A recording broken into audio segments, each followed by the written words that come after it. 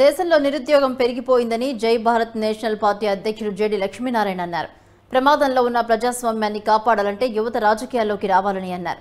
రాష్ట్ర అభివృద్ధి కోసం యునైటెడ్ ఫ్రంట్ ఏర్పాటు చేస్తున్నామని తెలిపారు. ఫ్రంట్లో యువతకే ఎక్కువ అవకాశాలు ఇస్తామని ఆయన అన్నారు. అన్ని పార్టీలు ఢిల్లీకి దాసోహమయ్యాయని, మెడలు వంచుతామన్న వాళ్లు మోకరిల్లి రాజకీయ లబ్ధి పొందుతున్నారని ఆయన విమర్శించారు. ఓటర్లలో చైతన్యం రావాలి, ఒక నీతిమంతుడైన వ్యక్తిని ఎన్నుకోండి అని సూచించారు.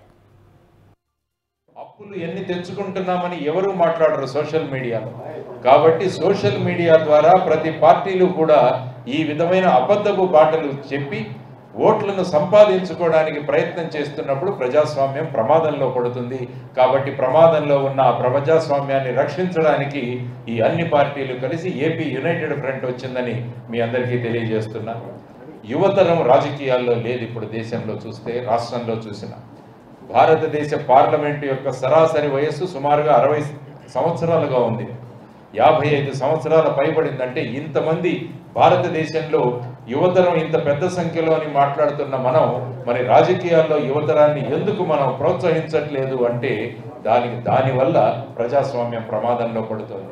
అందువల్ల యువతరాన్ని పెద్ద సంఖ్యలో ప్రజాస్వామ్యంలోకి తీసుకురావడానికి ఏపీ యునైటెడ్ ఫ్రంట్ ఖచ్చితంగా పనిచేస్తుంది. మేము ఇవ్వబోయే సీట్లలో కూడా యువతరం పెద్ద సంఖ్యలో వాళ్లకు సీట్లు ఇవ్వబోతున్నాం. ఎందుకంటే ప్రజాస్వామ్యాన్ని కాపాడాల్సిన బాధ్యత ఏపీ యునైటెడ్ ఫ్రంట్ మీద ఉంది.